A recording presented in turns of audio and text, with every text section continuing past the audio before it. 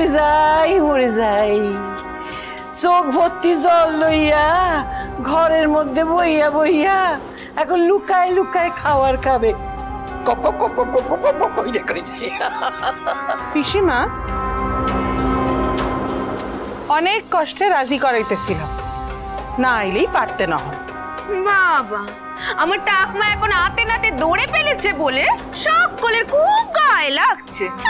গায়ে লাগার বা কি আছে তো আমি বুঝতেছি না। এতদিন পরে বউ ফিরছে, খাওন দাওন তো করবে। আমি কইতাছি কি ঘরের মধ্যে লুইকা লুইকা না করে। পিসিমা, অপরাধ নেবেন না। আমার মনে হয় আপনার এবার বুঝে শুনে কথা কওয়া উচিত। খবরদার, সেই সব দিন ভুইলা যাও, বুঝছো? আমি কি কইব না কইব সেটা আমি বুঝবো, তুমি কোনো কথা কইবে না। এখন সবকিছু পাল্টে গেছে, আর এই দুই মাইয়া নিজেদের কাম কাজ বুঝাই লয়েছে। এবার তুমি আর তোমার শাওরি মিলে কাম কাজ বুঝাইলাও।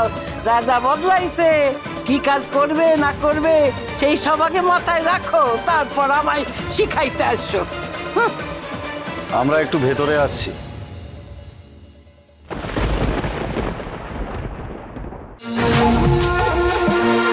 আমি জানি মা আপনি এখানেই থাকবেন। মহারাজের জয় হোক। অনেক আলাপ আলোচনা বাগবিতণ্ডা চলছে এই ঘরে, শুনলাম আমি বাইরে থেকে। আশা করি ঘটনা প্রবাহে আপনারা নজর রেখেছেন আর বুঝতে পেরেছেন নাটোরের আসল শত্রু কে। সে আর চিনতে বাকি রইল কি? সবই তো বুঝতে পারছি। সবকিছু জানার পর শোনার পর এখন তো বুঝতে পারছি যে আসল শত্রুর কে। নাটোরের আসল শত্রু রাজরানী, রামকান্ত এবং রঘুরাজা। নবাবী দরবারের সাথে তারা বেইমানি করেছে, তাদের সাজা হবেই, নিশ্চিত সাজা। স্বয়ং উজির এসে আমাকে রাজা করে দিয়ে গেছেন, তাই এবার থেকে আমি কোনো কুমন্তব্য শুনবো না, কোনো রাজদ্রোহ সহ্য করব না।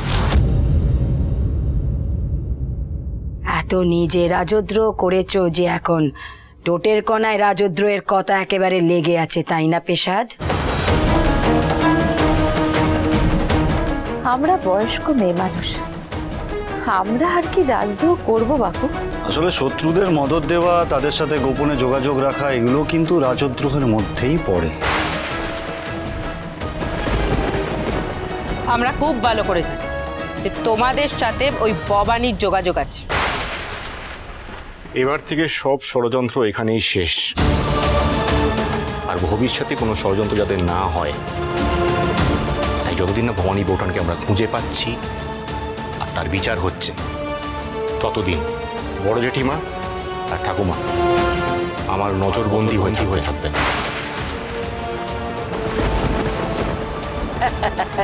এই তো বাবা, এতক্ষণে একখানা রাজার মতো সিদ্ধান্ত নিয়েছো। না হয় নাই। রাজ রাজেশ্বরী রানী ভবানী, প্রতিদিন রাত 8:30 স্টার জলসায়।